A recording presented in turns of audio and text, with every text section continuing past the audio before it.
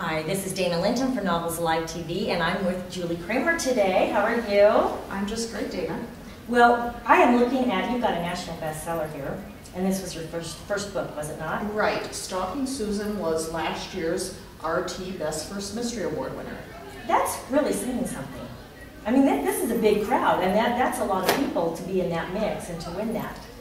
Right, and I write novels that are set in the desperate world of television news because I'm a career television news producer and worked in investigative stories for many years. So I have a lot of content and a lot of material.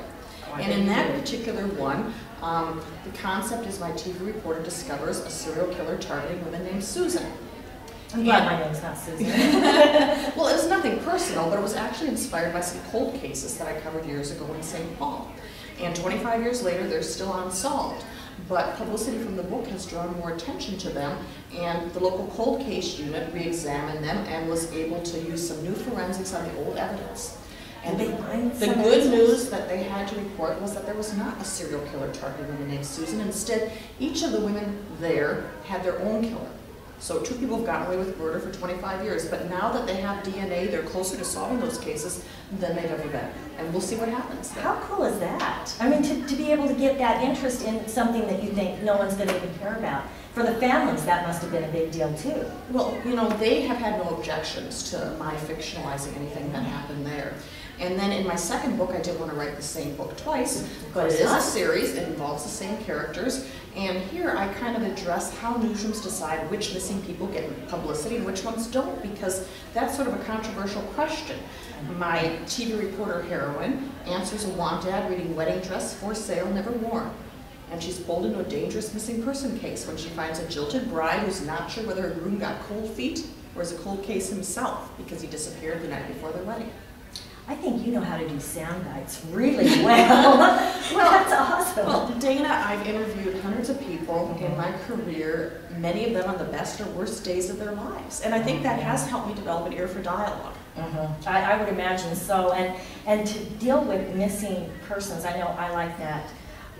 Not without a trace. There's that one that's the cold case files. I love watching that show and seeing how things are figured out. And have you seen cases before that were cold cases being solved? Oh, yeah, because a lot of the forensic evidence wasn't available back when those things happened. But in homicide cases, that is preserved, that is saved, and years later, back at the time these murders happened, you needed large samples of DNA in order to do any kind of a match, and now you needed a pinprick. And so they were able to go back, and while there wasn't enough back then, there was now. And so they were able to use the new technology that is available for crime fighting. Well, I would imagine for family members, not knowing what happened to your loved one, that has to be so hauntingly difficult to just to have some closure would make it so much better for them. And so, as journalists, we like to have stories that have endings as well. We do not like ambiguous endings. The open-ended, it just doesn't work. Right. But it's, you know, the public keeps tuning in because they want to see how the story ends. They want to see, you know, a murder solved, a missing person solved, justice, yes. I think that's a really big thing. Now, you were telling me about your third book coming out, and I'm really interested in this one as well. And it's called Silencing Sam, and it comes out June 22nd. And in that one, I kind of try to explore America's fascination with gossip. And right now, we're seeing newsrooms having to cover stories.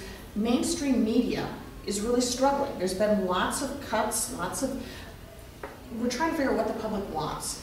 And news organizations are covering Tiger Woods and John Edwards and a lot of stories in ways they might not have necessarily before. And in my third book, Silencing Sam, I explore that fine line between news and gossip.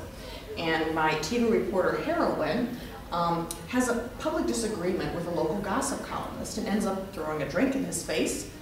And when he's found dead a few days later, she has to secretly investigate a case in which she's the prime suspect. And amid homicide, she discovers news and gossip have more in common than she ever imagined. And when we were talking about that last night, I thought, oh, I really, really want to read this book because you see it all the time. I know just even tuning into my local news, I sit there and think, how does that qualify as news? That is just pure gossip in my opinion. Well, part of it is you've got this 24/7 thing going on with Twittering, with blogging, where people are getting information labeled as news from so many different sources. So often it used to be you spent the day talking to people, figuring out what the facts were, figuring out what the stories were, and then telling them. But here, things are being reported constantly, and they may or may not be True. the end game. Yeah, and that's what bothers me. And I have to admit, I love this site called Gossip Cop because I can find out something, and I go to this site and I find out, okay, how much truth is there? And they have this like sliding scale type of thing. And I like knowing that. And there's Snopes, you know, when you see an email and it, you know, gets you really fired up, this happened or that happened, I go to this Snopes.com and find out, okay, how true is it? And I mean, and these are things that are ending up on our news stations.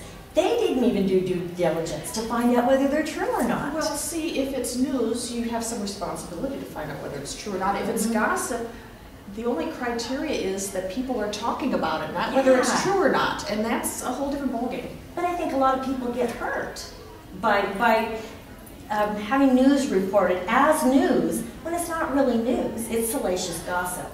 Anyway, I explore some of those issues in Silencing Sam, and it was a very fun book to write. Oh, I bet it was. And I would be willing to bet, and I don't know this for sure, is it red? It is red. Oh, Dana, you are good. So good. The 3 primary colors. Well, I am looking forward to getting this series from you. I really seriously, and thank you so much for joining us. All right, thank you.